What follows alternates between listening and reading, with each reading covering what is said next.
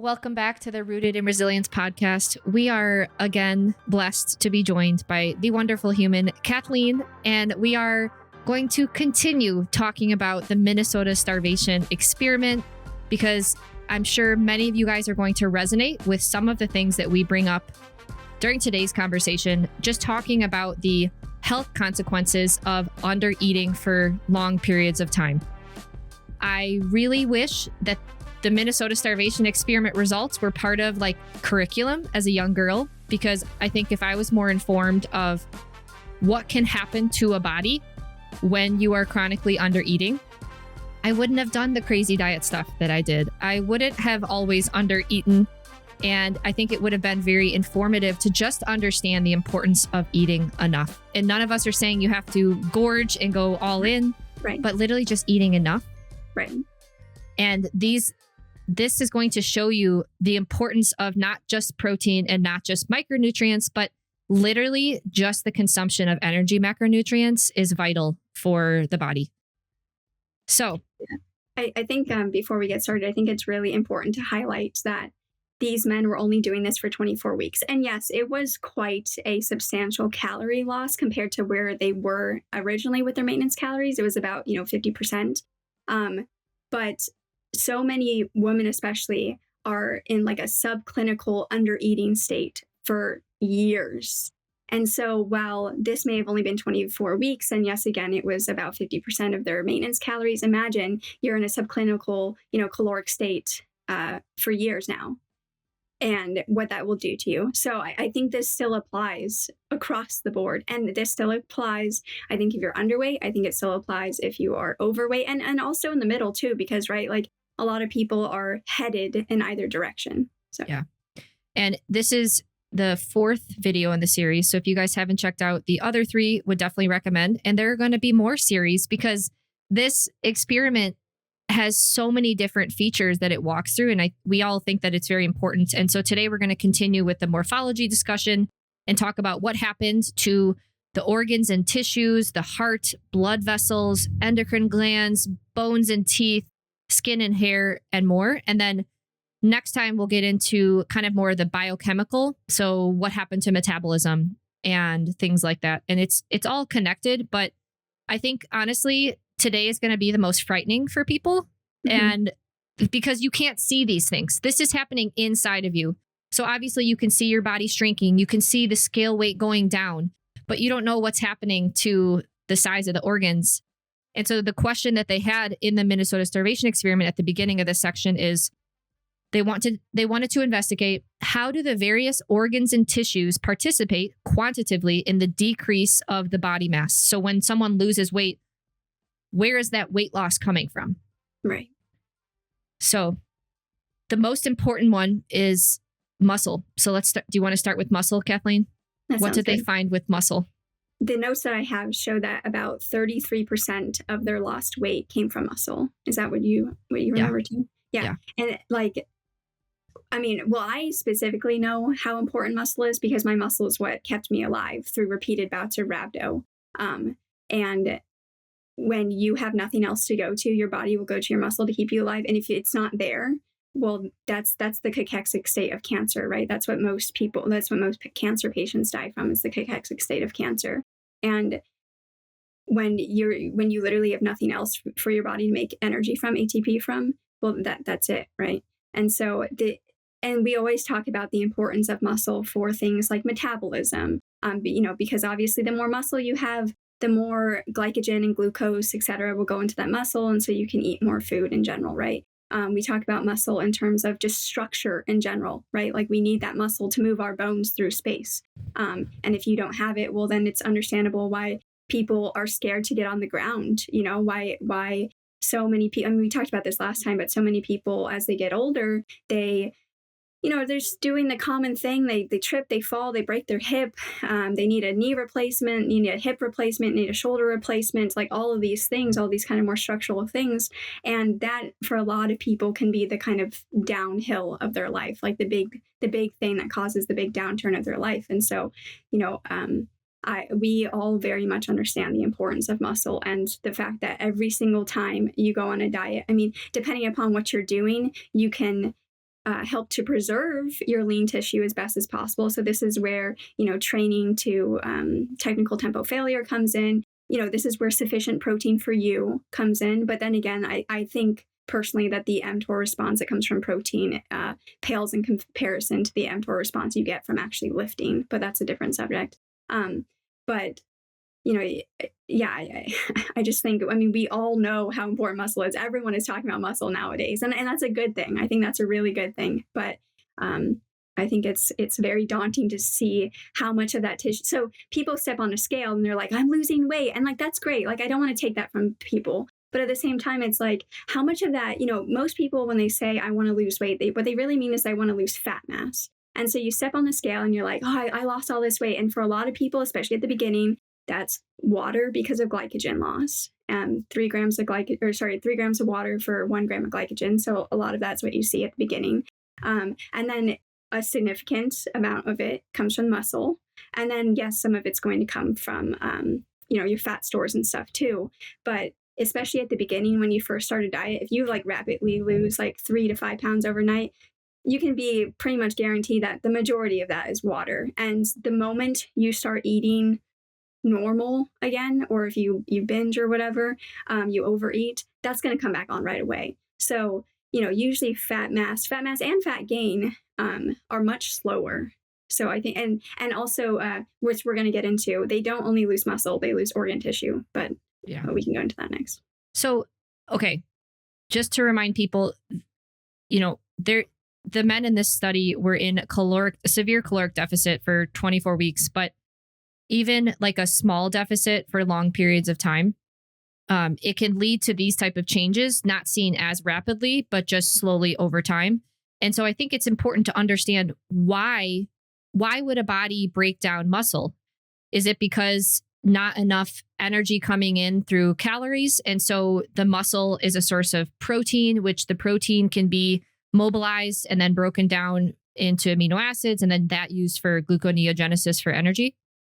Yeah, so I think there's a couple things. So like you just said, gluconeogenesis, and also, again, a lot of people don't seem to understand this, but you can have BCAAs directly enter the citric acid cycle. So so a lot of them, a lot of the amino acids will go to gluconeogenesis to make glucose itself, but you can also have them come in through the succinyl-CoA pathway and then come into complex 2, the electron transport chain, to make ATP there.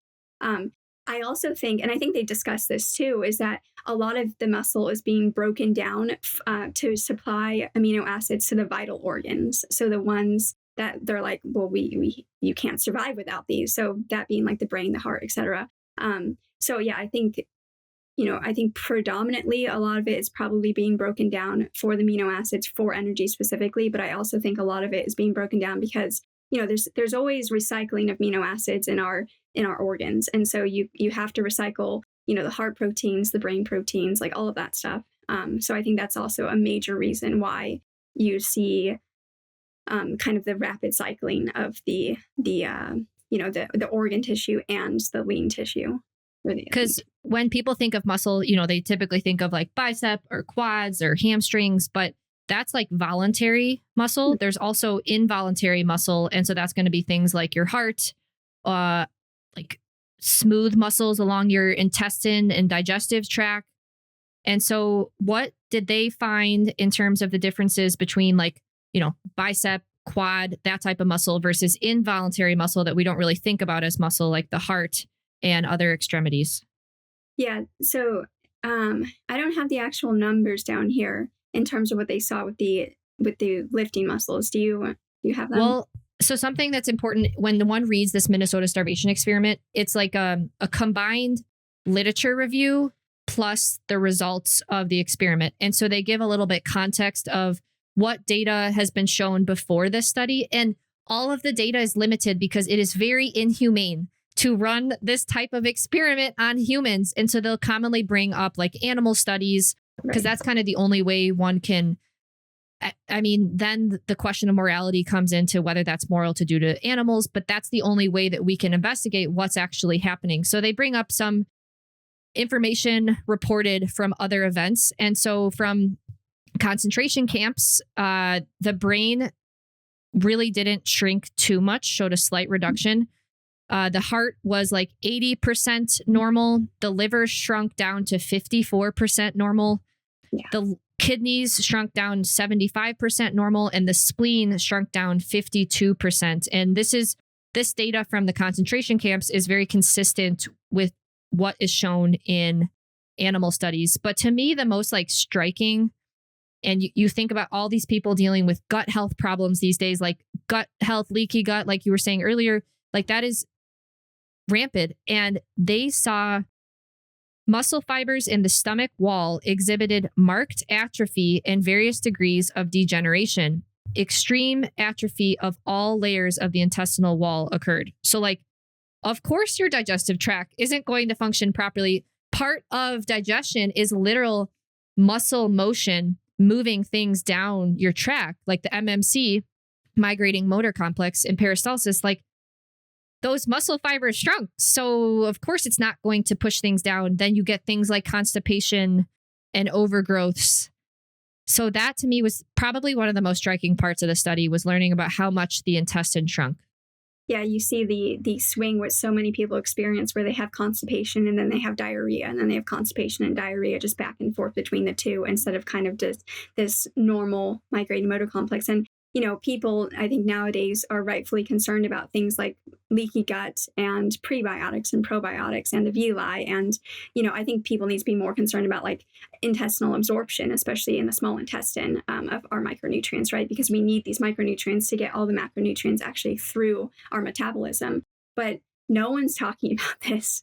And the amount of loss that they saw in the intestine is like astounding, like to think about. And like, is that really the problem? Like, do you really need another probiotic, or do you just need to eat enough because your intestine has shrunk down so much and now it's not functioning correctly? And then on top of this, and I don't mean to like, I very much empathize with people.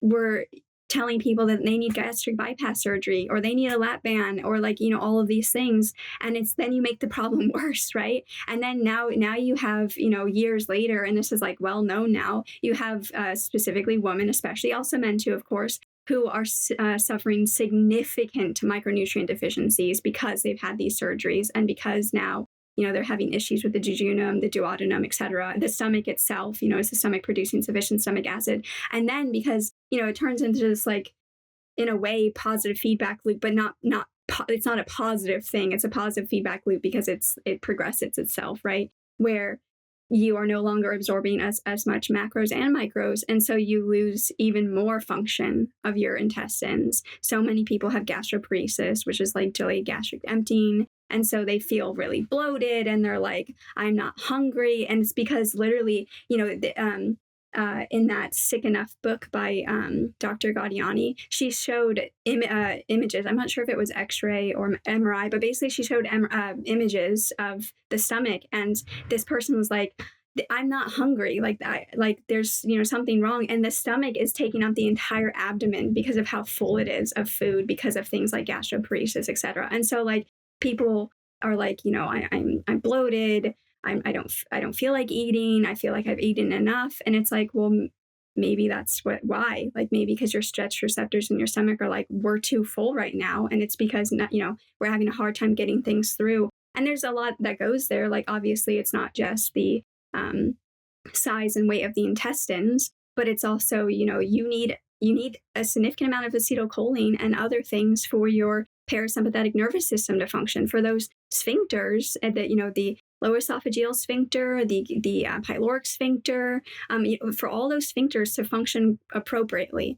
And that requires a ton of energy and a ton of micronutrients. And if you're not absorbing these things, if you're not digesting these things, well, where are you getting them from? And so a lot of patients that have done the gastric bypass surgery, the lap band, et cetera, they have to use a lot of, sublingual supplements and stuff, enema supplements. Like, they have to do a lot of things to try to just get sufficient nutrition into them now. And, could have that been avoided, right? I think that's the big question. I think it's important to remind people. I think when people think of weight loss, they just think of fat mass and muscle mass, right? Right. So those are the things that change when you lose weight. Oh, I can decrease the amount of fat, and yeah, I may lose a little bit of my bicep, but then the organs are kind of like these mysterious objects that's, I think people think just stay the same, right? Like once your heart grows to a certain size, it just stays there. But this study is showing like these organs literally shrink because part of their structure is protein. Right. And some of that protein is being pulled and used for energy. Like you said, BCAAs can go into complex too. But so the digestive tract problem is like huge. Yeah. I think another striking part to me was the liver being 54%. And so you hear about everyone struggling with detoxification. Right. Well, I mean, if your liver is 54% its original size, it's not going to detox well. Right. Well, and plus you need, again, phase 2, you need taurine for taurination. There's glycine for glycination. You need sufficient glucose for glucuronidation. You need all the B vitamins. I mean, you need pretty much all the minerals. Like you need all of these things. And then they also saw fat infiltration into the liver too, which is very interesting given this huge rise in, I don't know what they call it now because they keep changing the name. NAFLD. Yeah, right. I think they changed it now to NASH, or I don't know. They keep changing the name of what we call it, but we'll just call it non-alcoholic fatty liver disease, where you see this big infiltration of fatty acids into the liver, and you have issues with quote insulin resistance at the liver, and then and a lot of that is because we need sufficient energy, but we also need like sufficient choline, for example. And are you getting sufficient choline when you're under eating? No, of course you're not, right? So, and again, I personally do not believe that you have to be in such a steep deficit to see these issues. I think that we see these issues with people slightly under eating, but again, like chronically for years. And I think you see the same thing. And again, you see these things no matter the body type, whether you're 50 pounds overweight or you are, 20 pounds underweight. Like I think you see the entire spectrum of this, no matter the body type. And that's what they see with like you said, the history of looking at malnutrition in other places. With the liver, I don't like 54% the normal size. That's literally half the size of the liver, which is something I just can't even conceptualize, like how that even shrinks that much inside of a person. But you bring up a really good point. It not only shrunk, but also had more fat deposits inside the liver. They commented there was general fatty degeneration. Right. Why? Which is weird because it lost far more protein than any other organ and almost like replaced some of that with fat. Right. Why do you think that that's happening? I think that, this kind of goes back to the edema question too. And I've been thinking about this, and I think a lot of it is because the body is trying to maintain structure as best as possible. And so, we're kind of like a pressure cavity, basically, right? Because we have our internal pressure versus the external pressure. This is why, like, when you go up and down in an airplane, your ears are like popping and stuff like that because you're adjusting the pressure internally to externally and stuff. And I think that the body is, as best as possible, trying to put something there to maintain some form of structure. I think that's why, they even show like in the muscles and stuff that they show vacuolation. So you see the vacuoles and like, the edema, the water, the fats and stuff like coming in everywhere. And I think it's just the body trying to be like, I have to hold myself up somehow, because like I think people like don't really understand how the bones are working. Like the bones are kind of just like floating there. They're not really attached to each other. And so they need all of this structure to stay supported, to keep you upright, to keep you moving through space, all of that stuff. And when you no longer have the structure, so, amino acids, basically, that's usually what provides our structure, collagen, elastin, etc. Well, then we have to fill it with something. And so we're going to fill it with water. We're going to fill it with fatty acids because that's what we still have left. And I think that's probably what's going on. But I'm curious, do you have any other thoughts about that? What's confusing to me is why, and I still don't understand this, in, lipedema, as we talk about in our edema group chat, why Hi, isn't, hi Leah, why isn't the body using that fat for fuel instead? Like, why is it preferentially using the protein, using the structural protein components, and instead letting the fat come and be stored? Why isn't that fat being mobilized for fuel instead? Yeah, I think that's a good question. And I think, biochemically, I think that there are a couple of reasons why, beta oxidation, alpha oxidation require slightly different ratio of micronutrients compared to something like the BCAAs coming through, like say, for example, you have enough biotin and adenosylcobalamin where you can get the BCAAs at least into the citric acid cycle that way, where like when it comes to beta oxidation, you need a lot more B2 and B5, for example, and say you don't have, sufficient amounts of them, then your body's going to do, it's going to allocate where it can allocate. So that to me would be potentially the big reason why is, and then also like it requires a lot of energy to like break those carbon bonds in the fatty acids to actually like get to those acyl CoAs and stuff. So that's kind of what I would, consider. Maybe if I thought about it a little bit more, I would have a different view, but that's probably, based off of your stores of micronutrients. And that's probably what I would say is going on. And then things that are coming up in my head, Brad Marshall always talks about fat burns in the flame of carbohydrates. Right. And so he talks about how fats require a lot of oxygen to be burned. And if you're not properly utilizing carbohydrates, increasing the NAD plus levels, you can't, like you said, you can't really burn fat well. Right. And so maybe glycolysis and breaking down protein are the easier pathways. Yeah. And I think what you just said there, this is something that I think is truly remarkable about what Dr. Pete would talk about is if you consider the CO2, the partial pressure of CO2 in the mitochondria versus the partial pressure of CO2 external to your skin, that is it is a huge difference right there. And why is that important? Well, first of all, glucose metabolism is primarily what gives us the majority of our CO2 production.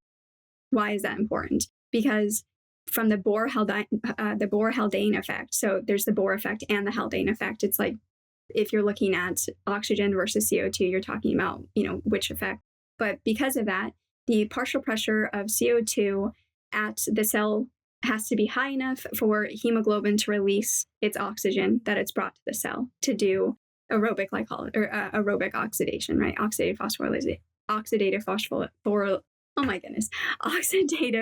phosphorylation, oxphos.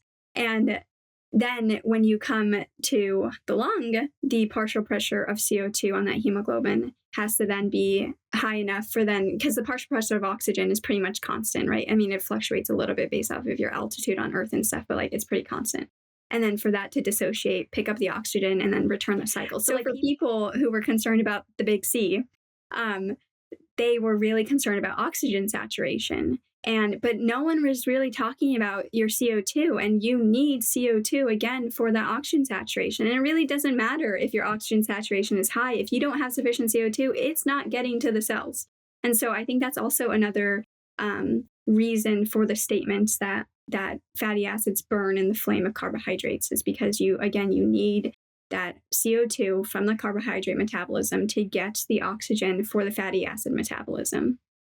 I think carb metabolism, so properly using carbs. So there's kind of two-ish ways to use carbs: glycolysis, which occurs without oxygen, and then full oxidative phosphorylation. Carbs are brought through all the way to the end electron acceptor oxygen. When that occurs, you produce 50% more CO2 than fatty acid oxidation. And so the best way to be able to increase oxygen levels, oxygen availability for proper fatty acid metabolism is to be a good carb burner and produce a lot more CO2 inside the cell. And then you brought up the partial pressure difference. And so I didn't even think about that, but maybe that CO2 level is so different in these states that there's not enough oxygen availability due to the Bohr and Haldane effect. And so glycolysis occurs, but high oxygen isn't needed for protein or beta or BCAs being brought into complex 2? Eventually you're going to need the oxygen at the end to make water again. So yeah, eventually you do need it. I don't know. I have to look into that more, to be honest. Yeah. So it's a good question. I just want to clarify something really fast. I think glycolysis, people talk about glycolysis as taking pyruvate to lactate, but that's not really glycolysis. That's like fermentation. That's like anaerobic glycolysis. Glycolysis is just the 10-step pathway that takes, 1 glucose to 2 pyruvate. And then that pyruvate needs to enter the citric acid cycle for aerobic oxidation, where we're taking that pyruvate to lactate through like LDH. I don't consider that glycolysis. I know people call that glycolysis. I do. Yeah. Because people hear glycolysis and it's like, but like glycolysis is where you get like glucose to like glucose 6-phosphate, and like so many people have like insufficient glucose 6-phosphate levels, and then this is where like taking things like methylene blue, vitamin C, et cetera, can be like potentially dangerous for these people because they don't have enough glucose 6-phosphate to go to the pentose phosphate pathway. So I always like to like clarify that when I talk about glycolysis, I'm talking about the 10 steps of glycolysis that takes glucose to pyruvate versus the step that takes pyruvate to lactate. Yeah. Okay. So essentially, long story short, when one is in a low energy availability state, there's all these backup pathways. There's like, of course, the body has to stay alive. And so even if you don't have a good amount of ATP generated, there's backup ways to create energy. And that can clearly cause some problems inside the body. And we see protein breakdown in all types of muscle, active, and then also the involuntary as well. The brain conversation is a little confusing because the brain is an organ. Right. And it seems like there's some data showing that the brain is, quote, immune to starvation. It doesn't shrink as much. But can you talk a little bit about what they did see in some of these semi-starvation studies? So in my understanding, the brain and spinal cord lose very little weight, but the heart was the one that they see where the heart is the one where pretty much everyone is like in starvation conditions. The heart is resistant to starvation. The heart doesn't change much. But in all of their animal experiments, looking at the concentration camp data, the Minnesota starvation experiment data, like all of them showed the heart had a significant change in size, where the brain and spinal cord are the ones that lose very little weight. Well, I put up one thing that the author mentioned, that part of the stability of the brain weight in starvation may be the result of replacement of tissue by water.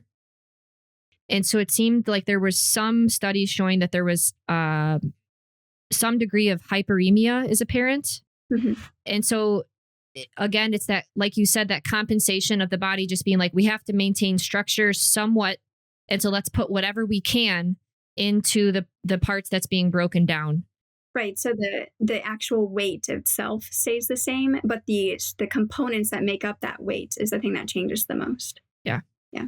But yeah, the heart part was pretty interesting because they basically were like poo-pooing on physiology textbooks, saying that like, don't listen to the flawed studies that cardiologists and physiologists, because they have no concern on the effects of undernutrition on the heart. Yeah. But then they showed so much data that the heart shrinks in size. The heart was like on average 30% below normal in a semi-starvation state. Right. And that's like, that plays a role in delivering nutrients and things throughout the body. So what is the consequence of a heart being shrunk? Well, so they see specifically in the Minnesota starvation experiment itself, they see a loss of stroke volume, for example. And that goes into like, people talk about like the ejection fraction and stuff. And that is basically, again, I don't necessarily look at the heart as like being a pump because of many other reasons, but still like you need that flow to happen, right? And if that flow is not happening, well then imagine, they get into things like dysautonomia later on in the MSc, but like imagine all these people that have dysautonomia issues, that, have issues walking up the stairs where they feel like, oh my goodness, I'm so out of breath. Like, yes, some of that is because of things like insufficient hemoglobin, for example, but it's also because, when we are doing things like when we're doing oxphos, we're producing a lot of waste products that need to be removed. And if we're not removing them because we don't have sufficient blood flow, well, then you can imagine how eventually your muscles and stuff are going to be like, I'm done. Like, I can't do anymore. I need to sit here, stop moving, like stop with the electrical activity, like just stop it all. And not only the muscles, but the organs too. Like they're just like, okay, I can't do anything else because I have so much waste here that's like irritating my nerves and stuff like that. And so then you wonder about things like fibromyalgia and chronic pain and all of that other stuff too, until you can get those things to kind of move through, back up to be then sent, because like all of that stuff gets sent through the liver and stuff too, and the kidneys, of course, too, because the kidneys are basically what are like cleaning the blood in a way. And so you can imagine where if that stroke volume, if the blood flow is not adequate, then people are going to feel bad, Yeah. With the heart though, like they also talked about it literally started to look different. Right. And so another thought I had while reading through this, it's very well known that we have normal levels of protein breakdown every day. Like the body's kind of repairing and regenerating itself. And something that Kathleen brought up in a previous episode was when we break down and then we rebuild. And that's like a normal process. The body goes through that normally. During the rebuild, we need ATP to be able to fold and put proteins properly. And so do you think that the low energy availability state, which means lower levels of ATP, do you think that that's also negatively contributing to proper rebuild and that natural cycle that we go through? And so proteins aren't like rebuilding the same way because there's not enough ATP? Yeah. So, and this is another thing that Dr. Pete used to talk about how as people got older, there you see a lot more collagen being laid down, but it's like being laid down in an aberrant manner where it's like not, so it's like, and I think you're seeing this nowadays with things like HGDS and all these connective tissue disorders that we see are exploding right now. But the whole thing about the proteins folding and unfolding, that's more, and like ATP's relationship to that, that's more an idea that comes from Dr. Gilbert Ling, that he didn't necessarily see ATP as this like high energy phosphate bond that was providing energy from, ATP going to ADP. He saw that the ATP is this, what he called a cardinal adsorbent. And so it goes and it associates with the amino acids to cause them to either fold or unfold correctly. So then you have the water in the cell structure around it, and then that's what provides the cell structure that makes cells more like a gelatin type substance versus like a bag of water, basically. But I think, yes, all of this, and even if you were to take more of a conventional view, you need sufficient energy for, the amino acids, et cetera, to like move around, to, bond with each other correctly, et cetera. So yeah, I think regardless of what view you take, I think it still would support this view that eventually you would have, aberrant laying down, and then cells trying to be like, okay, there's something wrong here. We got to pick this stuff back up again. But then they don't have the energy to pick this stuff back up again and to like reprocess it and stuff. And so then again, you see how this turns into a positive feedback cycle. Again, positive not being like it's a good thing, positive in that it's like continuing the cycle. It's like not stopping the cycle. So I think it all goes hand in hand for sure. Yeah. And again, this low energy availability state doesn't have to happen from semi-starvation.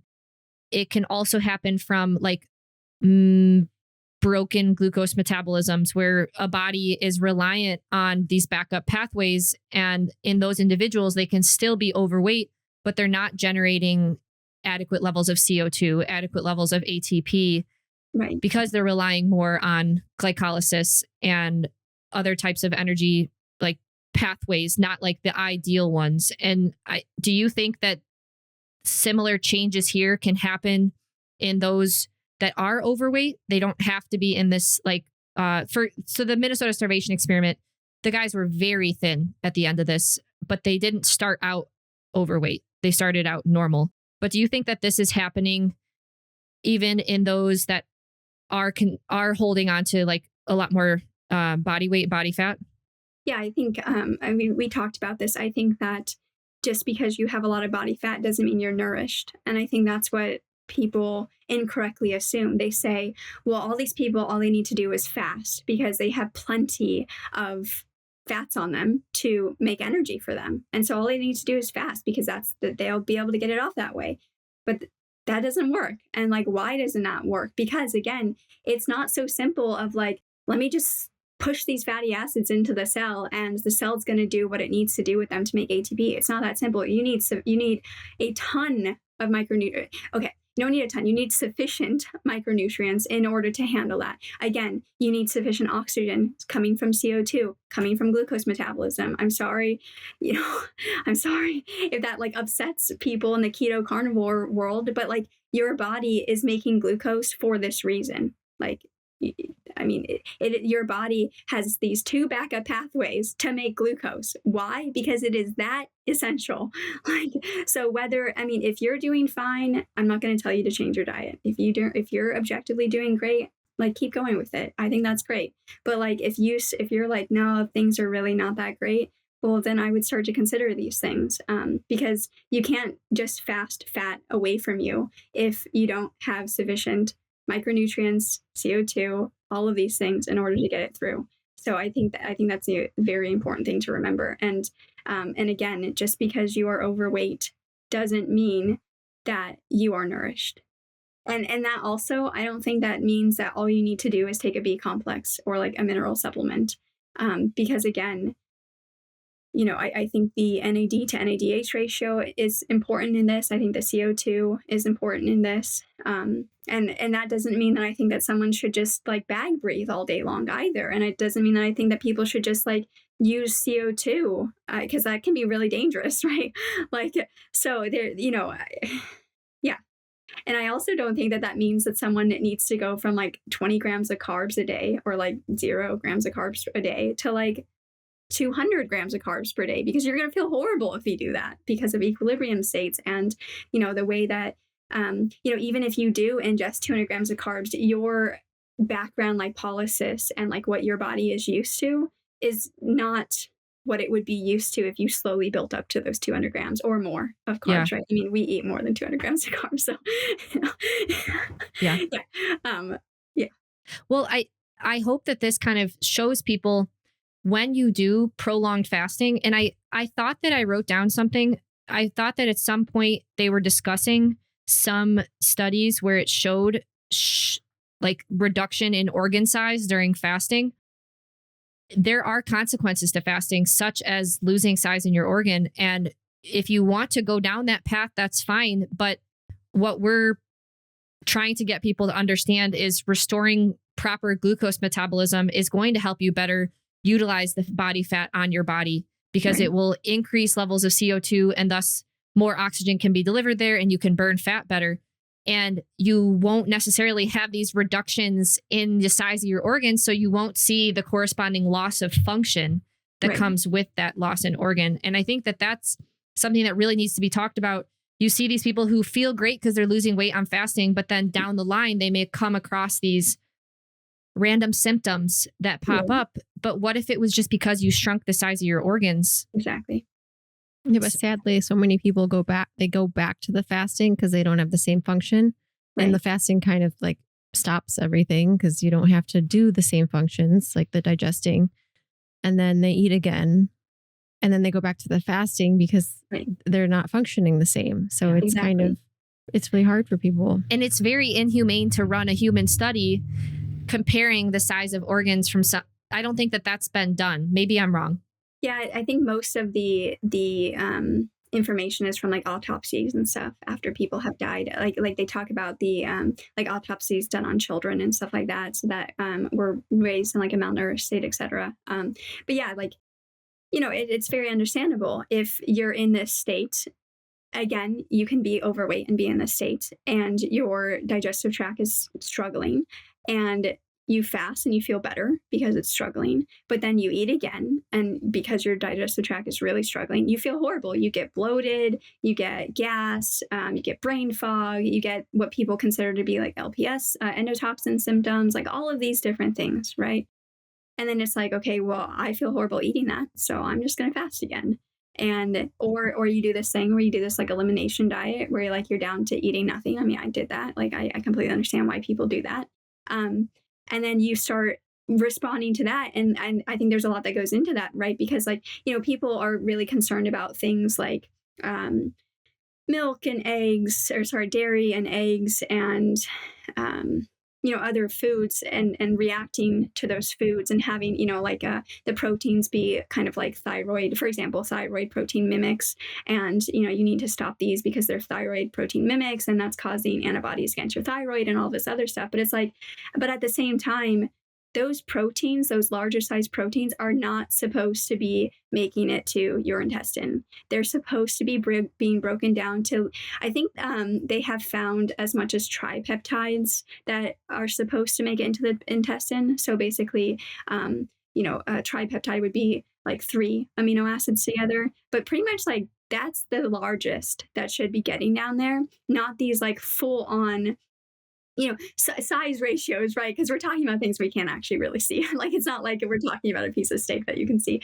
but not these like full on proteins. They should not be getting to the intestines, and then they should not be getting absorbed by the intestines. And so, again, we need to like take a step back. Like, are we chewing our food sufficiently? Are we, I think it can be really helpful to prepare your food at home, because it starts all of this process, you smelling that food, like the act of preparing it, the act of slowing down, and I understand that like we don't all have the time to do that. And so I think you can do this in ways that you can, batch cook and take some time and like, really sit down, take a breath, be like, okay, I'm about to eat, like get yourself in that state of like, okay, I'm about to eat, put the phone away, and then eat and chew 20 to 30 times. Make sure you have sufficient stomach acid so that you can actually break down those proteins. Because stomach acid is of course important for the fatty acids and the carbs and stuff too, but they're really, really important for the proteins to break down and separate the amino acids from each other and from their micronutrients, etc. People go onto Chronometer and they're like, okay, I should be getting these things, but that's assuming a lot. That's assuming that you're actually breaking down your food sufficiently into its component parts to then absorb it. That's assuming that your transporters have sufficient ATP to transport. Yes, there is passive diffusion that happens, but like you have to usually get a very, very high dose of something for passive diffusion to happen. So, there's so many assumptions I think that are brought into that, I think if we step back, work on those things, come out of the low energy availability state, restore the GI, then we don't need kind of, these prokinetics and PPIs and probiotics and prebiotics. And, I'm not saying there's never a need for these things. I'm not saying there's never a time when you potentially might want to use these things, because it's always case by case. There's always nuance. But in general, it's like, can we, again, hit that lowest priority of need? Can we build that up first? And then from there, we see kind of what's next, And so they talk about a bunch of different organs, right? They talk about the spleen, the kidneys, the mammary glands, the lungs, muscle, brain, liver, and all of them see shrinkage. And the way that I kind of think about this is like, this is probably not right at all, but when you think of like engines and motors in cars, they're great. They're rated on like how much output they can give a vehicle, horsepower.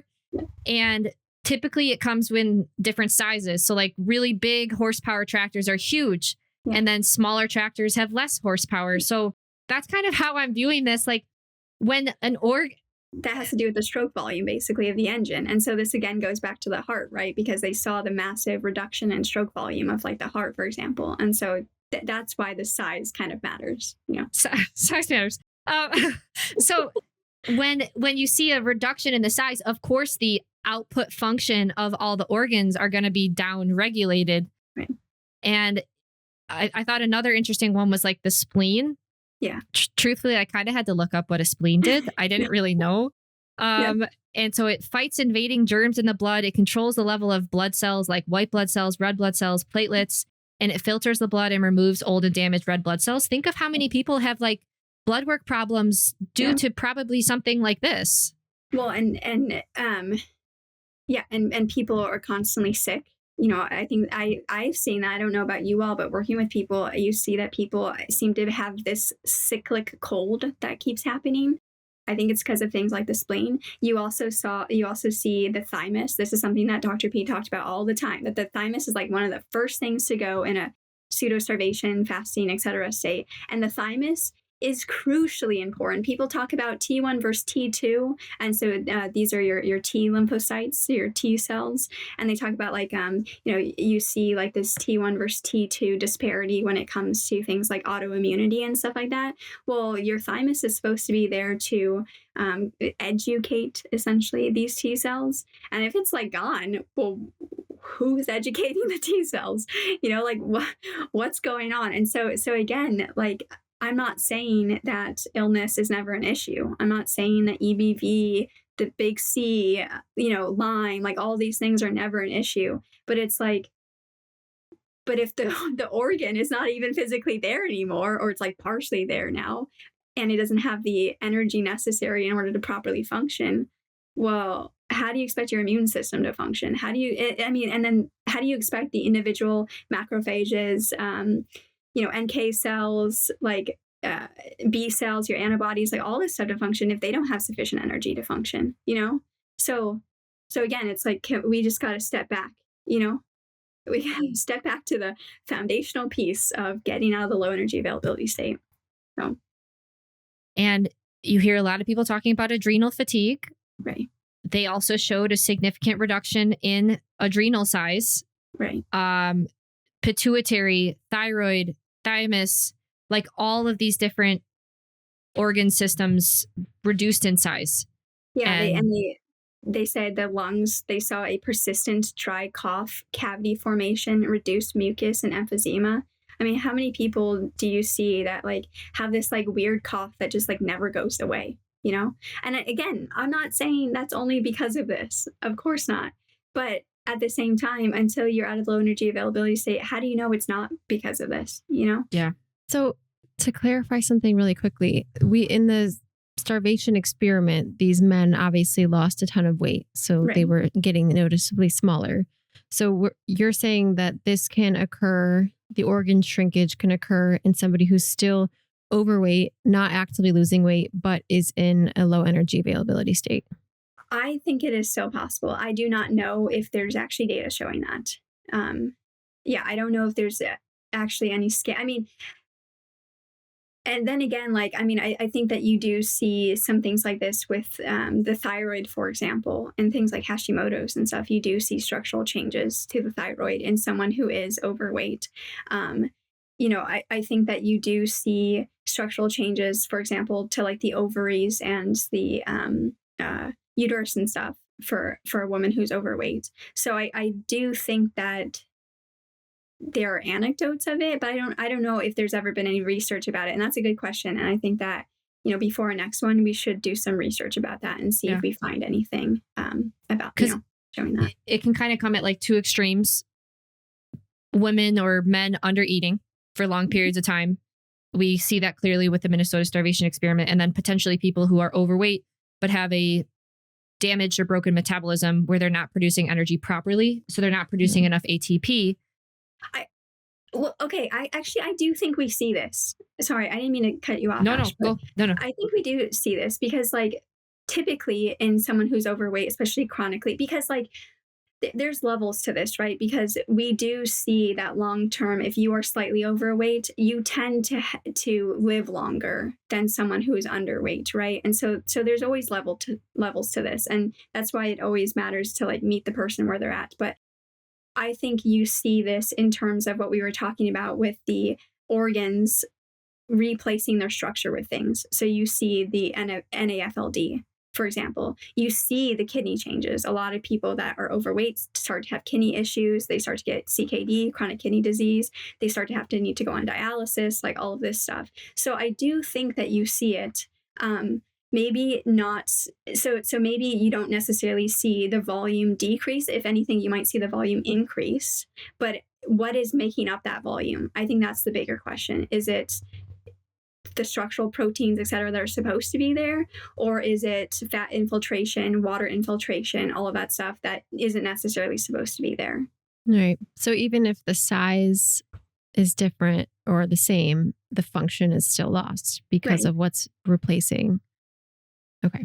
Yeah. Because there's like different extremes of people. Like somebody could be eating such low calorie, but like you guys are alluding to, they're not good at getting energy through the whole system. So then they're just still overweight. Right. And then there's the people who actually eat so low calorie and maintain such a small body that maybe this study applies more specifically to what they might be experiencing, but the results are still relative to somebody who's still eating very little, but yet overweight. And it's just due to function. I think so. And I think this is definitely way more seen when it comes to the biochemistry, which we'll get to next time. But yeah, and I think it's a good question, but I think that probably what happens to the structure is what I just said, is that you definitely see that while the volume might be the same and it could actually be bigger, it's what is actually comprising that volume. That's the question. Right. So, There was one. Oh, go ahead. They brought up like one study with the adrenal glands. One human study of like a previous famine state said that the gland was actually larger, but it was filled with extreme high levels of water. So it was just like swelled. Exactly. Yeah. Yeah. Okay. Yeah. And we brought this up last time. It's not bad to want to lose fat. Right. I completely understand, but I really think that this study shows that there's a good and better way to do it. And if you work on restoring proper energy metabolism and going short periods of time into a caloric deficit, maintaining some amount of carbohydrates, but not chronically being there, not going to extremes like excessive fasting, that is going to come with function loss. Like this is well documented now. And so there's like there's better and worse ways to go about that weight loss journey. I guess Yeah, then, go ahead.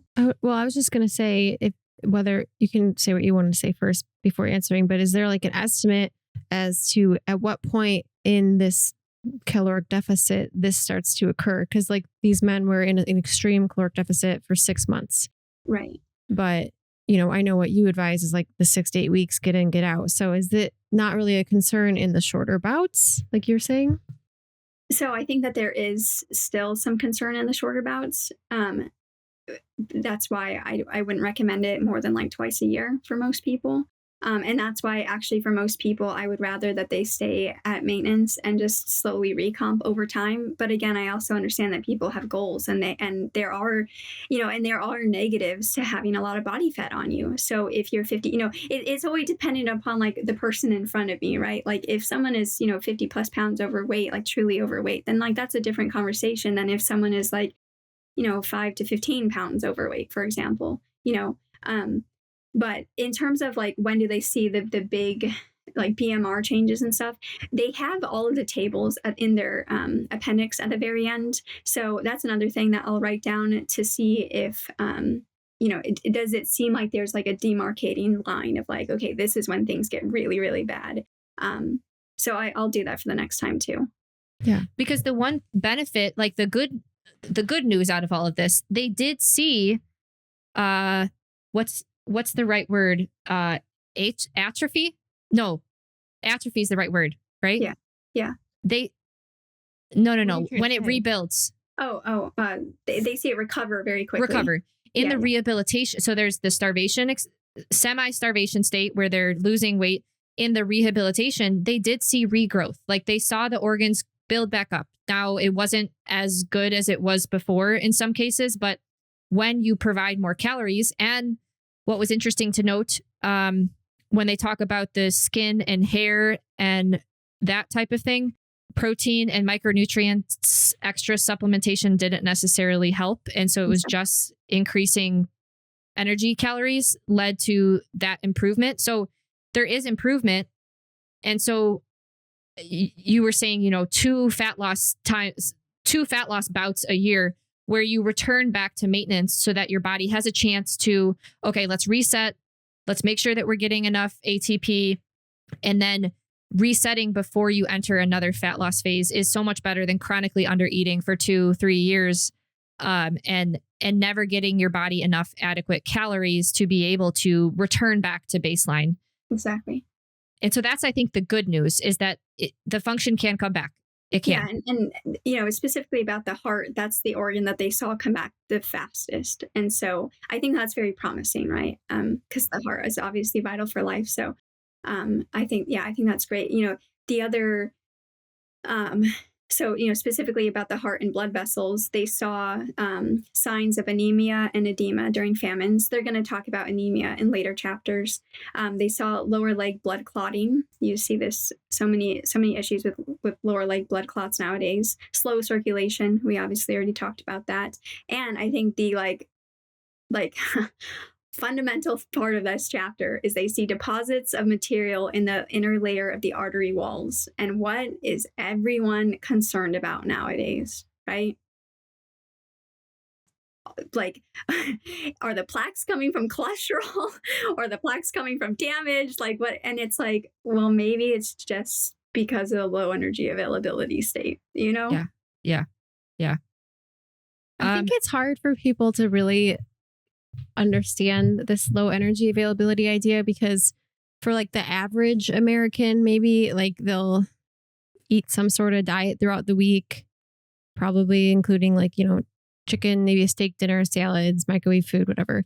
It probably doesn't amount to that many calories unless they're like, engaging in alcohol or having desserts. Yeah. But then they'll go on the weekend and they'll go out. And so they'll eat an excess of calories. So it's this like we talked about last episode, like, up and down in calories, but the overall week, they're still in the low energy availability state. Right. So even, like just most people probably are like, oh, this doesn't apply to me. Like, this is not me. I'm still fat or whatever, But most people, like everybody that I know in my, personal life, like really, unless they're tracking their food and are aware, if they're trying to follow healthy eating rules, they're under eating because everything's about low calorie this, low calorie that. Here's 5 pieces of romaine lettuce, a chicken breast, and a half an avocado. This plate is 200 calories. That's not a meal. So they're either following that or they're just kind of like eating whatever. And when you eat whatever, you're kind of just eating, like you're grabbing something here, something there. You're not aware that you might not be eating enough still. So I feel like this is, like you've kind of alluded to, a very universal problem. Yeah. And, I think it really depends on what audience we're talking about, right? Like, are we talking about the audience that lives in a food desert that, is impoverished, only has McDonald's or, whatever, KFC, like whatever. And, I think we need to be respectful of that and understanding of that. And like, I do think it would be a good thing to do an episode about like, what could we do potentially about that? Because I think that's where a lot of Americans, and not only Americans, like across the world, especially nowadays with the economy and stuff, I think that's where a lot of people are. And a lot of people are like, I can barely afford the food I'm eating right now, and you're telling me to eat more. Like, you're crazy. And I also think the other thing too is that a lot of people, when they go out on the weekends, most people aren't necessarily eating like steak and potatoes and a salad. A lot of people are like going, and again, I'm not knocking this. I understand, but a lot of people are eating like pizza and, all of these other foods that may not necessarily have a good like ratio of energy substrates to micronutrients, for example. And so you are having, and then also you're like having all this food come in at once. The body's not really sure what to do with it. So it's like, just store because I can't handle this right now. And one of my favorite topics is like the different types of fat that you consume. Right. Like, we've seen a huge rise in unsaturated fatty acid consumption relative to 1900. And that change in the type of fat that we eat impacts energy metabolism and impacts how well we utilize carbohydrates, how well we move metabolites through the electron transport chain. Like, that does have a negative impact. And so I think that is where you see people overeating a lot. Right. And they're in a low energy availability state, still overweight, is maybe because of the types of food that they're consuming. Right. Yeah. And so I think there's so much nuance here. And that's why I'm more a fan of like talking to the individual person, why I don't necessarily recommend things like just do this diet or whatever, because we have to meet people where they're at. And like, there's so many things there. Like, there's so many things that to talk about there that it would be such a long conversation. But, I think, and people hear this and they're like, okay, I'm just going to go all in or whatever. And again, that's not what we're saying either. Like, I think, I keep saying we're building our maintenance calorie range. Most people don't understand that our maintenance calorie range is very large because we become hypermetabolic at a point. You see this all the time in like the refeeding literature, etc. And so we're very, very, very slowly stepping ourselves up. And this can take a long time. This can take 6 months, a year. I mean, for some people it can take longer depending upon where they're starting from and stuff. And I understand that's a long time, and people are like, I don't have time for that. And again, like I said last time, like I don't really know the answer to that, because it's like, okay, I'm not here to force your hand. Like for me, it took me becoming bedridden, CFS, ME, like all these things, right, to get to that point, to be like, okay, well, I guess this is the only thing I can do, so I have to do this. But for some people, I almost just wonder, like some people just have to get there first, like truly hit rock bottom to be like, okay, I guess now is the best time for this, and I don't mean to make light of that, because it's a hard journey. And I hope with our podcast discussing this, like people realize this sooner and they don't go to that point.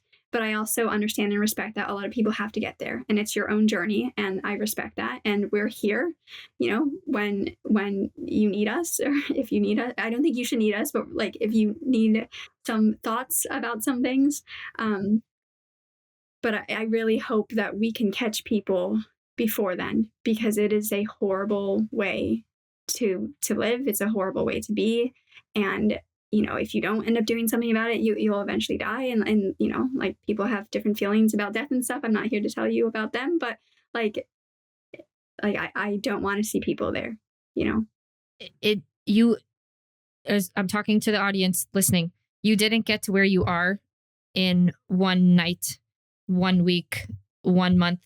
It's been years of habits, right, that have gotten you to where you are and have to slowly reverse out, because like Kathleen brings up a lot, the body loves homeostasis. Right. And so if you throw it out of homeostasis, you're going to feel real bad. So I have to gradually transition in the right direction to start generating more ATP, generating more CO2, to let the body slowly fix itself one step at a time. And it sucks. I get it. Like I completely understand. But like you said, there's nothing. That's the best way out of this, because when you do extremes, you can clearly see that there are consequences.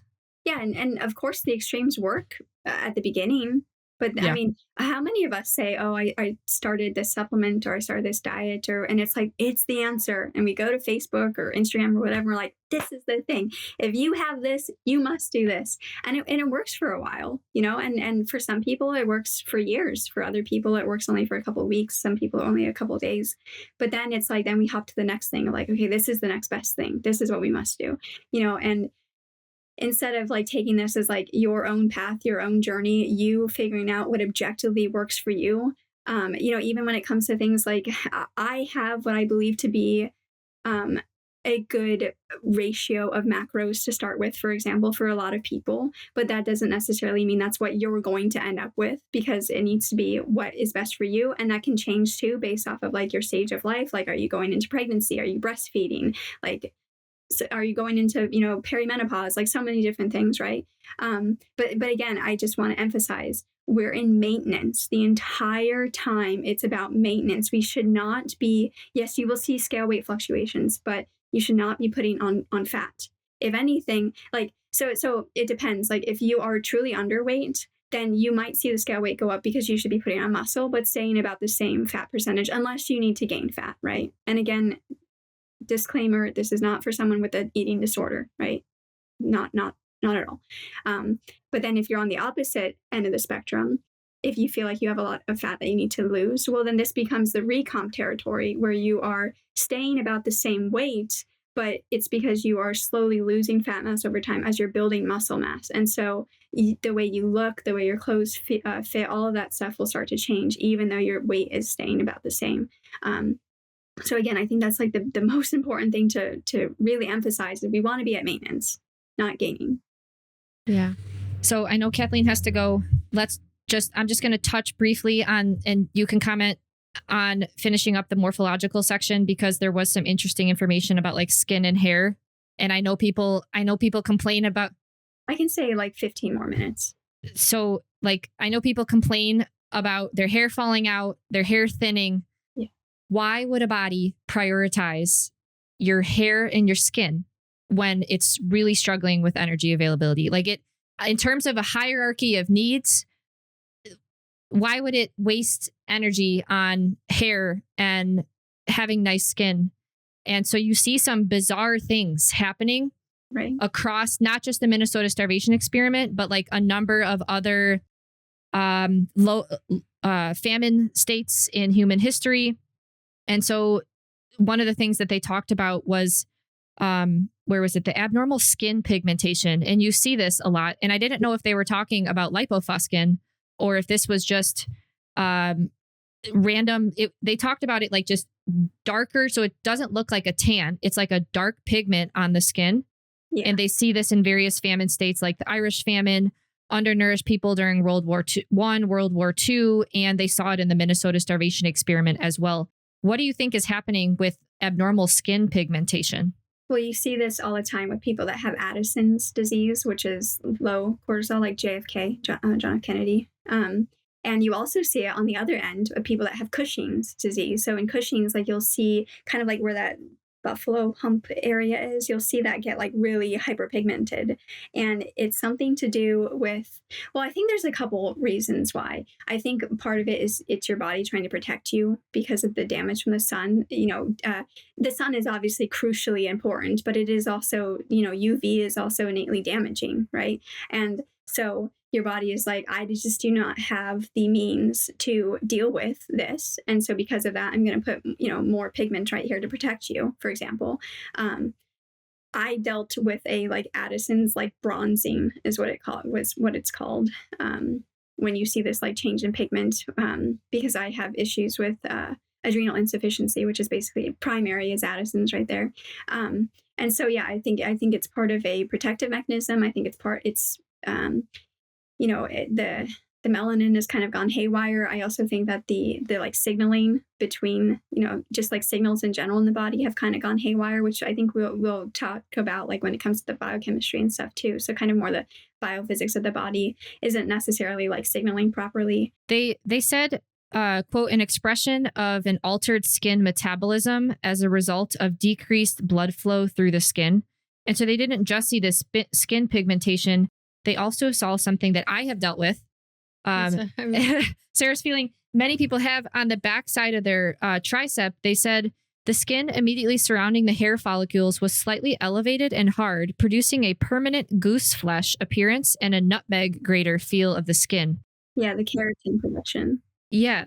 And so do you think it's just abnormal like metabolism and maybe again losing some sort of protein structure and have to put something else there?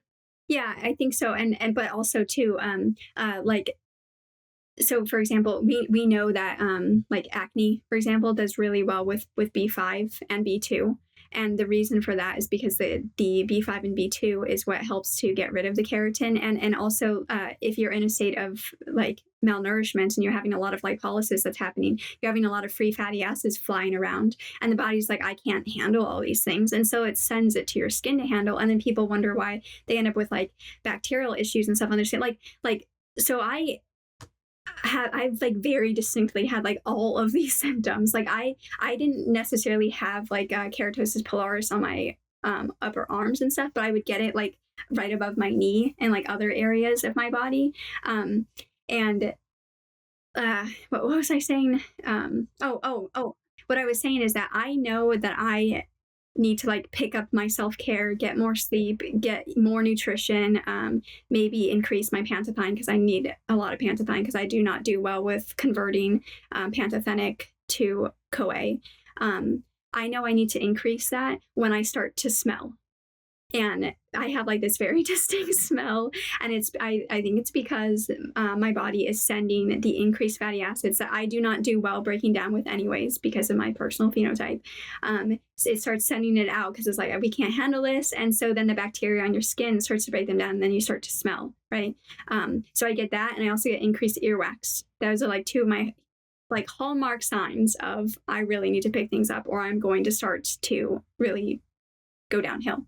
And so I think the same thing happens here. So I think there's part of it is the structure thing, because you also see the intracellular edema of the skin cells, and you see the changes to the hair follicles and the oil glands. But I also think a part of it is you just have insufficient micronutrients to handle these things. And because of that, it's like, well, I can't get this through, so I'm just going to send it to the skin, and the skin can deal with it. And then, you start to then see things like psoriasis and sebderm and eczema and all that stuff. And a part of it, I think, is because of this. I also think a part of it is kind of the rapid breakdown and then relaying down of like new tissue and stuff, but not necessarily doing it correctly. And then so you're like constantly having to break it down again, so you just, again, end up in this positive feedback cycle where things just continually get worse. You brought up a really good point there.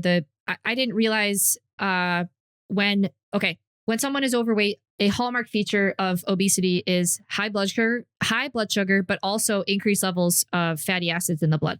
And BCAAs and ketone, everything. Basically, your body is not utilizing the fuel well, and so it's got to go somewhere. And so you're saying that when you do have elevated levels of fatty acids in your blood, the body takes that and pushes it to the skin? Yeah. And so I think people know toxins are often stored in fat. Right. And so, of course, you're going to see issues popping up all over the body because the body's trying to just not have to deal with it. Right. And pushing it to the skin, to the hair. And so you see all of this like abnormal stuff happening throughout the body to the skin. And something that was strange was in the Minnesota starvation experiment explicitly, their acne disappeared. Yeah. Why? So given that, why do you think that their acne disappeared? I think there's a couple of reasons. I mean, people always associate acne with insulin, right? And DHT, because insulin will cause testosterone to go to DHT. And so I think if you're under eating and you're not having that insulin response, then that would be potentially why. So I don't know. I mean, I guess it depends. Like maybe it would be conjecture for me at this point, but like, yeah. why would it send it to like the arms and like, the legs, etc. Versus like versus your face. I don't know. I mean, it could be because of like maybe the lymph flow. It could be so many things that I don't know. Yeah. Basically, the body's doing the best it can, given the resources. It's got to push it somewhere, and every body will kind of deal with it differently. Well, could it be like locational? Like not everybody holds a ton of fat on their face. So if they're like holding more fat around like the thighs or the lower leg, maybe that's why you're seeing that expression there more or something. Like we see it more on the arms and we hold more fat on our upper body. So right. I don't know. Yeah, I don't know. It's a good question. I don't know if there's any research about it or anything. Yeah, I think again though the positive is that during refeeding they saw less skin dryness, decrease in pigmentation, and improved keratosis, but they still see some. Another thing that you see in like malnourished people is something called livedo reticularis. And you see this all the time in babies at the beginning. And a lot of that is because their nervous system is still not, adequately developed. And no one, I mean, there's like a couple of schools of thought in here, but basically what it is that you see your vasculature through your skin is basically what it is. Like yeah. Translucent skin. Oh, yeah. It's very, very, very common. And like if you get cold, you're more likely to see it. People that have like Raynaud's phenomenon and stuff, more likely to see it. So, and again, all of this, again, kind of goes back to this low energy availability state. So. That's kind of all the notes that I had. If you want to bring up anything else, I just have one, like the huge rise in autoimmune. Like autoimmune like didn't really exist in 1900, and then now all of a sudden our body is like trying to like kill itself, or is it invading itself. But is it a low energy availability state where the gut maybe can't function as well, and so like you said, the proteins are bigger molecules, other food particles are kind of leaching out, the liver is reduced in size, so it can't detox as well. And so the body's dealing with excess levels of toxins. Like, you have to just wonder about these type of things and the connections in when dieting became like a thing. And also people starting to gain weight and wanting to lose weight in these more extreme ways, all of these conditions and symptoms, random symptoms. Right. There's some commonality because you see in the Minnesota starvation experiment, every organ system is impacted. Yeah. And between one person to the next, maybe someone's pituitary gland was impacted more than their liver or various things like that. And then that will lead to some sort of loss of function, which will lead to some sort of symptom. And to me, this is very freeing because then you don't see the body as being, there's nothing wrong with it. It's just, it's doing the best it can given the amount of energy it has. Right. And this definitely doesn't fit the allopathic model because, like, where would you put a patient that has all of these things, right? What specialty would you send them to? Exactly. And so I think this is why so many are very frustrated with the allopathic model right now because there's no answers from them. It's just, okay, well, I'm going to medicate this symptom, we're going to medicate this symptom, and we're just going to keep going. But eventually what happens, you end up on a polypharmacy, or in the alt health space, you end up in a polypharmacy of supplements, like a poly supplement thing. And but things keep happening, and then the next thing pops up, and yes, the supplement or whatever works for a little bit of time, and then the next symptom pops up, and then we're on like all of this stuff, and we're not sure what's actually helping, what's hurting, like, and again, I don't mean to laugh because I mean I was there, and I also understand like it's a hard place to be in, but then again, like you said, I think it is very freeing to be like, okay, but what is at the root of this? I think a very big question is, why is it, how you were saying how one person, the pituitary might be affected first and the other person, the liver might, like, why is it that your pituitary goes first where my intestine goes first and like their whatever goes first? Like, I think that's like a very important question that like needs to be answered. I don't think it's just because of your genetics either. I don't like that reason.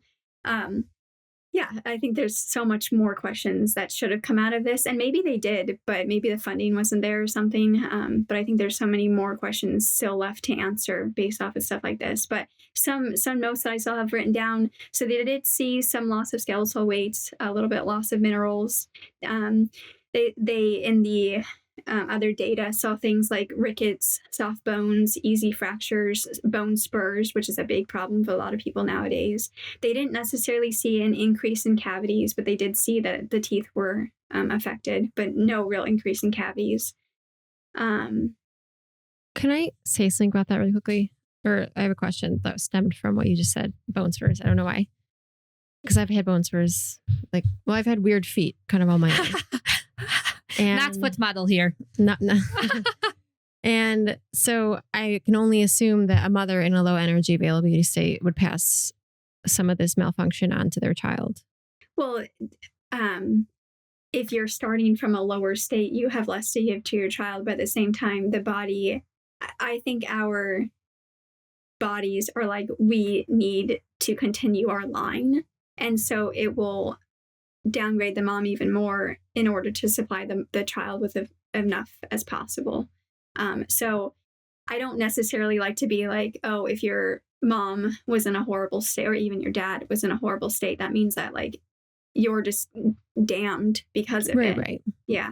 I think that's like so defeatist in many ways, and Definitely. like such like a victim thing where it's like, okay, your mom's body did like the best that she could with what she had. And if anything, it put her in a worse state in order for you to continue on. And like, I think that is like very powerful to be like, your mom gave you everything that she could. Thank you, mama. Love you, mama. I mean, definitely. Yeah. But you are right. Like if someone is already starting at 50%, well, then the baby is obviously going to get less because of that. So that makes sense. And I mean, I think it said in here, like the milk production would be very low. So then they're not getting as much food for the baby naturally.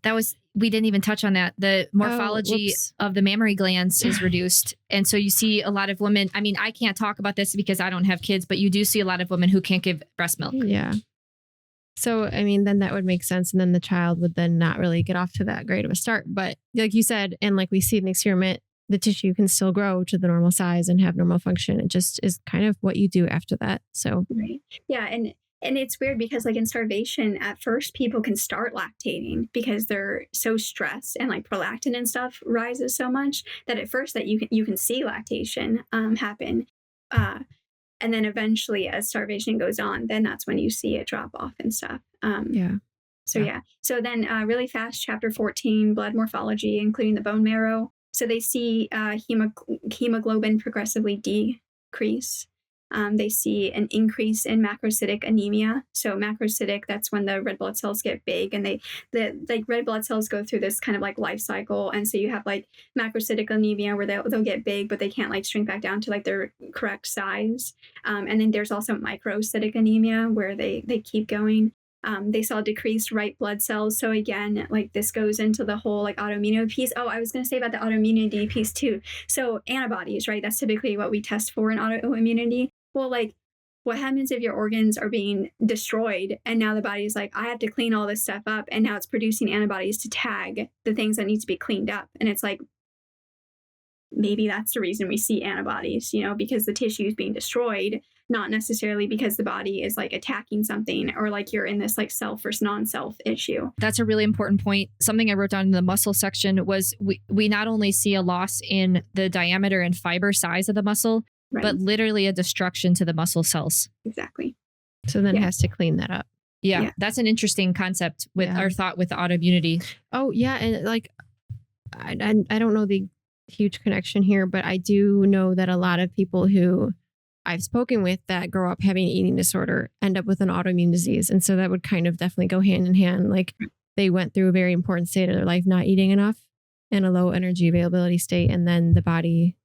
And no one is discrediting the symptoms that arise from autoimmunity. Like no, or why somebody gets an eating disorder. I mean, there's hundreds of reasons why in the society we live in. Destined or defined by an autoimmune condition. And it's helpful to think about these other things potentially. Well, it's also helpful because so much of my life after like having a diagnosis and being told this from other people too, like you like something's wrong with you, you're going to need special care, like all these different things because of some diagnosis, when that makes you feel like the victim and like something is wrong with you and that, no, I have an autoimmune disease. So therefore, whereas like this mindset is like, you can great possibility do something to get out of that state.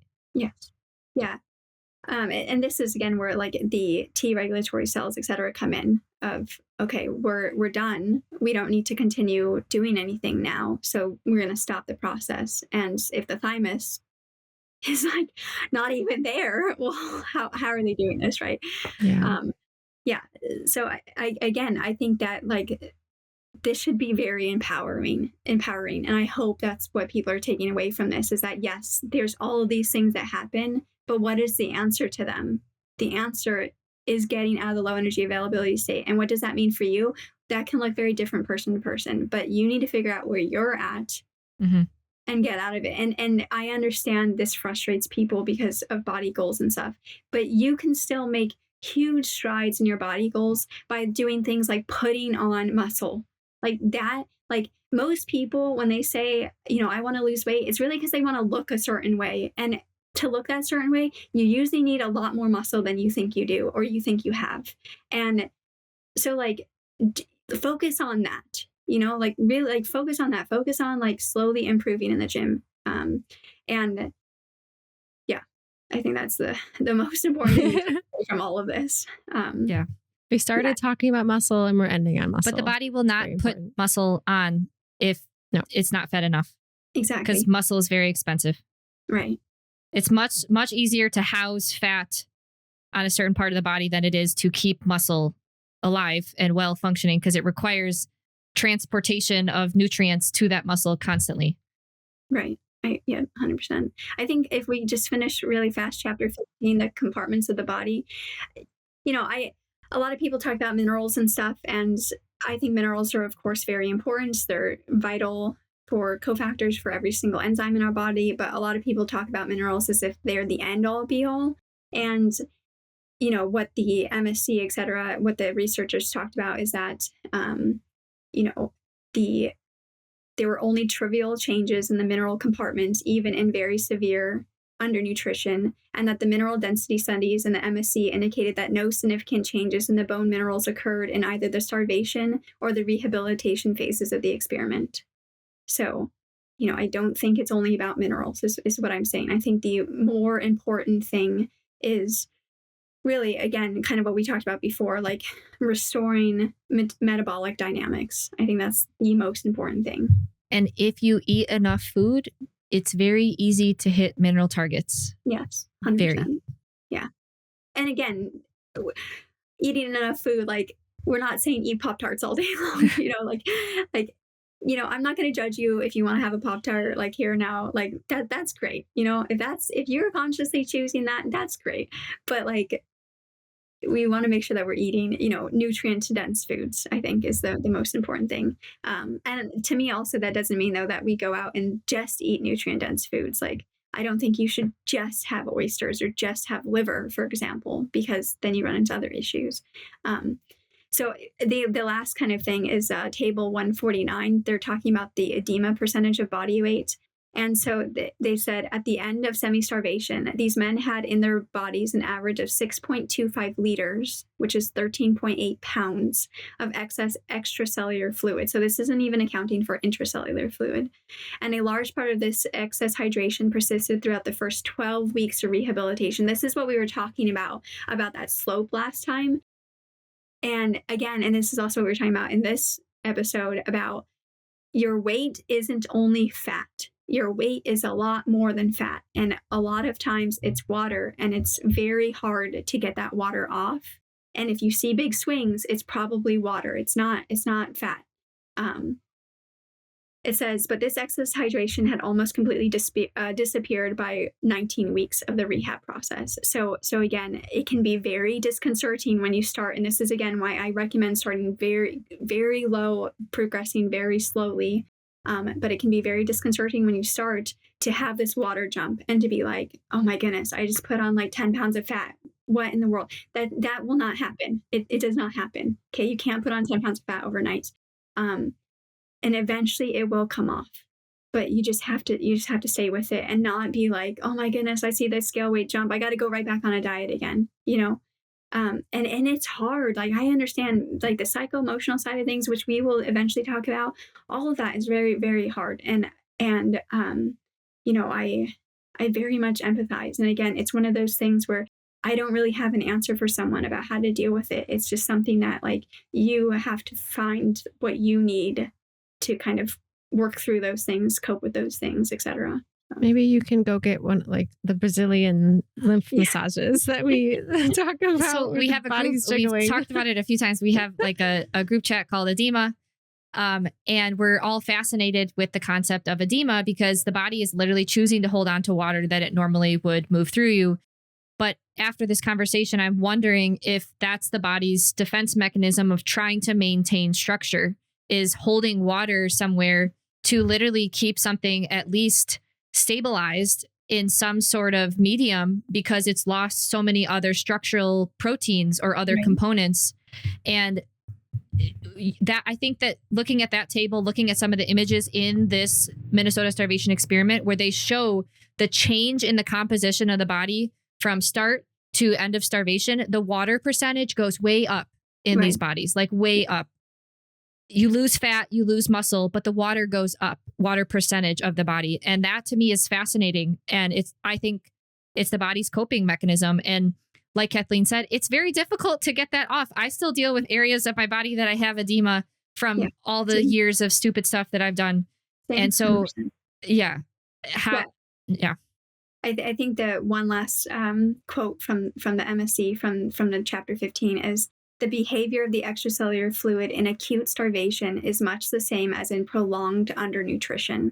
So again, this does not only apply to acute starvation. This applies to what so many of us do, where we are just in this prolonged undernutrition setting. So, there's some sort of gene expression making the body hold on to water, and it's not very well understood. But it's definitely something that can keep someone in a diet focused mindset because they're like, oh my gosh, I still have so much weight to lose. I just got to keep going, keep going, keep going. And then you're chronically doing this. Edema's building up more. It's, again, like you said, the psycho-emotional side of these things is difficult and challenging. But when you can kind of understand the repercussions and the changes in the tissue and the water percentage in the body and what's happening with prolonged dieting bouts, I hope that helps people understand why we shouldn't do these extreme things. It's going to come with long-term and do your best to ride it out. You know, like if you see the jump, I understand it is mentally very hard, but and you'll feel it too. You'll see it, you'll feel it. You see it on the scale, but don't jump on another diet. I think that's the biggest thing is like, you know, be at maintenance, stay at maintenance for as long as possible, then do a very conscious cut phase and then go back to, you know, work your way back up to maintenance again and, you know, stay there for a long time again and then do another cut phase. Chronically under eating is not a flex, is not cool. The body doesn't like it. And I wish I could go talk to my 14-year-old self and tell her this. Yeah. I mean, earlier, right? I mean, some women start this when they're like 8 or even younger. Like literally the first time you get any kind of seemingly negative comment about your body, that's when it happens. That's when it starts in your brain of like, I guess I got to do something about it. So, and then, you know, we see our moms and also our dads too. You know, men experience similar things, usually more on like the muscle side, but still like they're, you know, yeah. It's hard. Do you have any final words, Sarah? No, I'm sure Kathleen can relate to this, but I didn't really realize how big of a problem this was until we started to do our course and work with a lot of people run through that course and they always kind of say where they're coming from. And when you're on social media, you see highlights. So you see people promoting something. So you'll see keto influencers, carnivore influencers, and they're saying how amazing that this diet healed everything for them. I mean, Ashley and I, you know, we're vocal when something stops working. We do say, and we did switch our paths a lot over the last, you know, many years, but a lot of people are so bought into an idea that they will refuse to tell people that they have to do something different or that they're not doing that well. And so what I'm getting at is that what I've seen now more and more in our community group and our course is people coming and saying how they did keto or they did fasting or carnivore for all this time, all these different diets, all these different years, and now they have all these symptoms. Right. And so that's not what we see on social media because no big influencer account is sharing that. And so I think people think I'm just doing it wrong or, you know, they're not doing it hard enough. But it's really that, it's that these people aren't being honest or it just hasn't been enough time or they're possibly not that strict with it. Yeah. So I think that's important for people to consider is that they're not seeing the massive amount of people that the diet didn't work for. Right. Because those people aren't big or, you know, sharing on Instagram. Yeah. Or they're really good at BCA metabolism. Yeah. Can I just say too, there's a lot of self-selecting bias that goes on. And so usually some people will go back and say about their negative response or leave a negative review, etc. But then negative review then a lot of companies Amazon review keto then 1 star or like influencers they won't post those things or they'll like try to hide them in some way and stuff, and so you don't necessarily know, and so it's always, you know, people bounce from practitioner to practitioner, they bounce from diet to diet, et cetera. They keep going until they find the thing that works. And so it's the self-selecting bias of like, okay, so this supposedly worked for me, and so everyone must do this when all of these other things didn't. But then this person, that didn't work, but this thing did. And so again, it's that you always run into the self-selecting bias. And I think that's the most important thing. With the self-selecting bias too, okay, let's say somebody found what worked. They posted about it 2 years ago, but then maybe a year later it stopped working, but they didn't update because when nothing's working, you're not active on social media. You're like depressed. And so somebody else finds that post from 2 years ago and like, oh, that's the answer. It worked. Right. But yeah, they're not seeing the full story. And so what I was just saying is like, you work with people, you see people come through who have tried all of these things and they're wondering what's wrong with them because none of it actually ended up working. And I mean, I've felt that way too. And you still can scroll back through and find old influencers maybe you used to look at and you're like, wow, they're still doing it. Like maybe that is the answer, and so then you get in your own head. So I think another part to the healing and the psychological side, which I know you said we're going to talk about, is you need to maybe get off social media. Yeah. Yeah. And well, I think the most important thing is that it should be you against, or not against, it should be you. It shouldn't be you versus someone else. It's your journey. It's, again, that's why I feel like even when it comes to the food and macro piece, it should be, what are the things that objectively benefit you? Okay. Like if you eat that piece of steak or that if, on the vegan side, if you eat, I don't know, that fruit or whatever, and you objectively feel worse from it, you get, brain fog, like all these things, that's not for you right now. And that's okay. It doesn't matter what someone else says. So yeah, I think that's the most important thing is that you need to compare yourself to you. Because for example, I am 5 foot tall. Like I will never look like someone who is 5'8", for example. I will never have their body composite. Like I just won't. It's impossible, because of who I am, my structure, etc. So all I can do is try to improve upon me. And I think it's so difficult when you're constantly seeing people on social media, etc. that yes, I think it's important to have goals and potentially someone to look up to and stuff like that. But also you don't necessarily know their journey. You don't know what they're experiencing. Most people post their photo shoot photos and that's not how they actually walk around most of the year. Like, I mean, there's so many things that go into that, right? So making it about you and understanding it's going to be a long process. And there's, it's a long process, but I promise you, if you start paying attention to you, you will start to notice that your days are better. Like they slowly are improving. And that is the important thing. Yes, there's always going to be some regressions every so often, but we're slowly improving. And I think that's the most important thing. And someone may come from this last few minutes of the podcast, they may say, oh my gosh, there's no diet to fix me. Yeah. We're not saying that.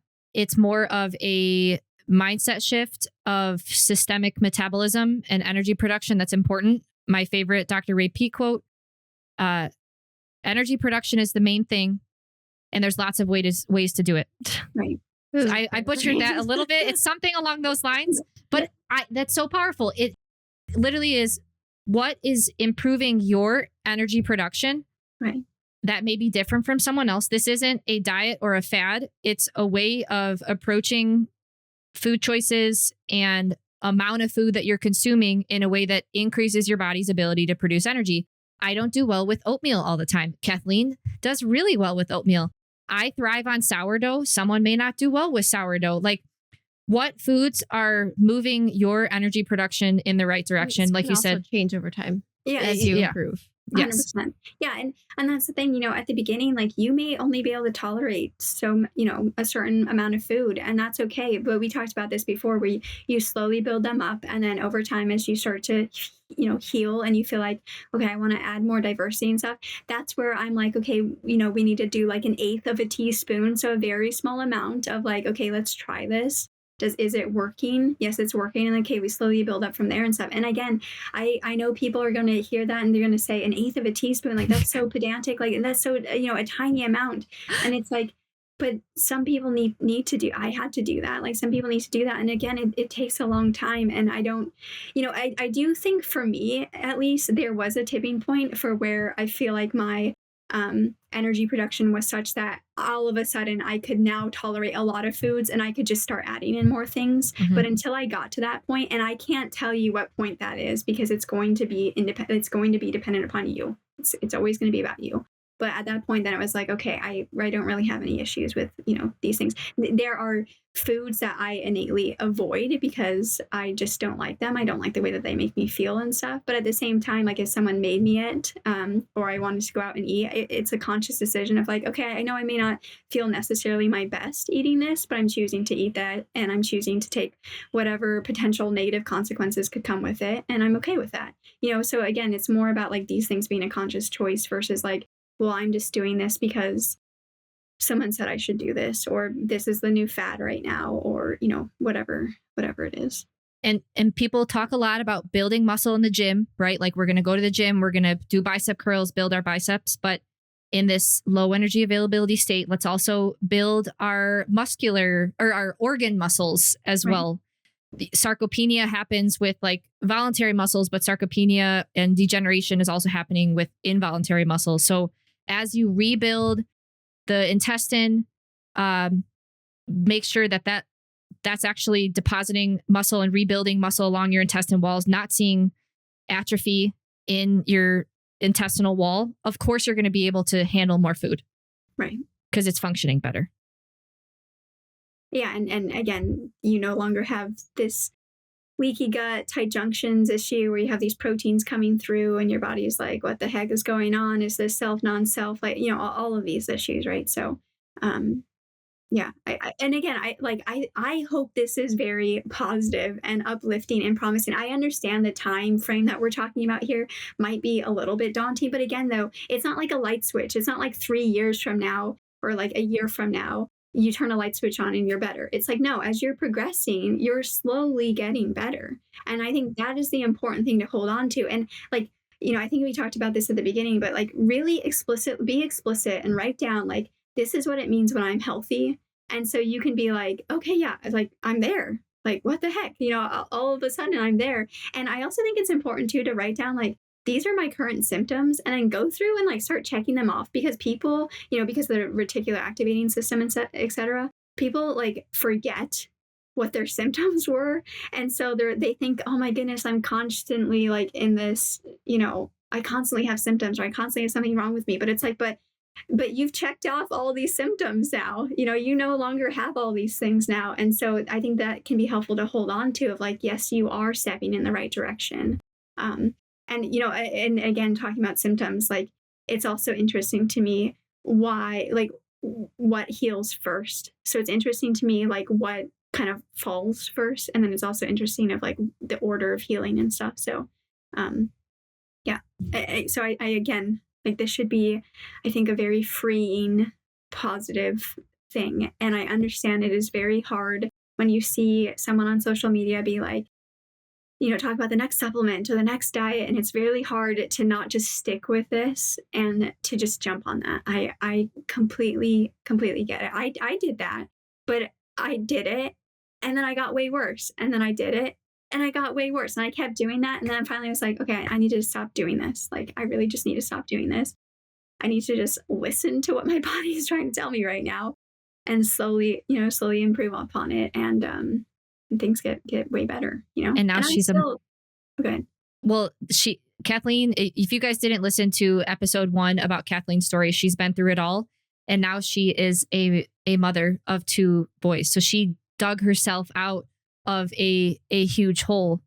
And that is a very empowering story. So if someone is in this position, this state, and you haven't listened to episode 1, I think that would be very motivating to listen to and inspirational. And I dealt with like all of these symptoms. I read this book, or these 2 books, and I'm like, oh my goodness, takes me back. I can laugh about it now, but it was pretty tough during the time. And I still deal with some things. Like I still have some pigmentation issues. I still have some structural issues, especially with, I have damaged the shoulder so much that like it's like not great, like compared to this shoulder. Like I can't really get it up there. I have dealt with things with my ribs that are much better now, but sometimes still bother me. So, I'm not saying I'm like there yet. But you were saying some research labs show that like the life cycle of some cells are like 5 to 7 years. And so a lot of like the really deep symptoms can take some time But Right. in general, you should be able to lift your general level of consciousness and function up after some time commitment at maintenance. Yeah, relatively quickly too. You know, we're talking about a year to 3 years in the lifespan of, what an 80-year-old 80 life. And the other thing too, really fast, before, I know we keep saying the next thing, but It's fine. this will be the last Oh, thing. real quick. The last thing is the point of this is to do it once, to get it done once. So you find that high end of your maintenance range, you stay there for a while, because I do believe that there is a calorie set point that happens. And then if you choose to cut, you do your cut, or however many cuts you need to do, and then that's it. Like, you're there, and then you maintain for the rest of your life. And at that point, the focus is on, I need to maintain this muscle that I have for the rest of my life. And that, like, I think that's also very freeing too. And yes, like, pregnancy comes in and stuff, but I think pregnancy is different. I think we said this last time, because of progesterone and some of the other hormonal environment that's going on. And I think that when you're in this state, I got back down to my pre-pregnancy weight, eating like 2,800 to 3,000 calories a day, because that's the state I had built myself up to. So I think it becomes a lot more straightforward when you're in this state to kind of get back to, or I don't want to say get back to, because you're now a fundamentally different person with every pregnancy, but like to hit the goal that you have. That's a really good point. Yeah. So many people have a lifelong struggle with their weight and their health. And that's not what this life is about. Yeah. Well, and I think I shared in our chat today too, a lot of people talk about like the freshman 15 and all of that stuff. And, for women, I think that is a normal kind of physiologic process that happens in our early 20s, as we're like starting, or like our late teens, early 20s, as we're like starting to get ready to potentially have a child and stuff like that. And a lot of people are like, I just want to get back to my teenage weight. I want to get, I want to lose those original, I want to lose those original freshman 15. And it's like, but at the same time, I think we're not being realistic with ourselves. Like, I think that is normal and needed and okay. And there's nothing wrong with you if you have those, like, if you don't weigh the same that you did as a 16-year-old or a 17-year-old, I think the more important thing, again, is like, what do you look like in a picture? What is your fat mass to your muscle mass? And you definitely need, especially as women, and they talk about this in the MSC, about how women are way more adaptable and have better survivability rates than men do, because of the fact that we carry a little bit of extra fat mass. Sorry, fellas. Yeah. We're going to last longer. Yeah. And then you get into the difference between like visceral fat versus subcutaneous fat and stuff like that too. But we can talk about that another time. So yeah. Well, thank you, Kathleen. Yeah. I know that all of us have like a really big passion of helping younger women, especially, understand this, because then they don't have to go through what we went through. But then also older women who have gone through this, providing answers of how they can actually finally get past these symptoms and start living their life, not suffering. So that's kind of the main point of these conversations. And I hope that they're helpful. And as long as Kathleen will come on our podcast, we will happily have her on as much as she wants. We love chatting with Kathleen. On our podcast. What? She's got a residency here. Oh, yeah. It's the Strong.Sistas with Kathleen podcast. So, yeah. I appreciate being on, and I'm glad that we're talking about the MSC, because it's one of those things that, a lot of people talk about, like sunlight and methylation and like all this stuff. But I think, no one's really talking about this. And I think it's one of those things that brings something that's not just like rehashing and just parroting all the other stuff that's going on right now. So I think it's a great topic to discuss. So thank you. Agreed. Well, good. All right. Thanks, Kathleen. Until next time, stay rooted in resilience, ladies and gentlemen, and we will be back next week.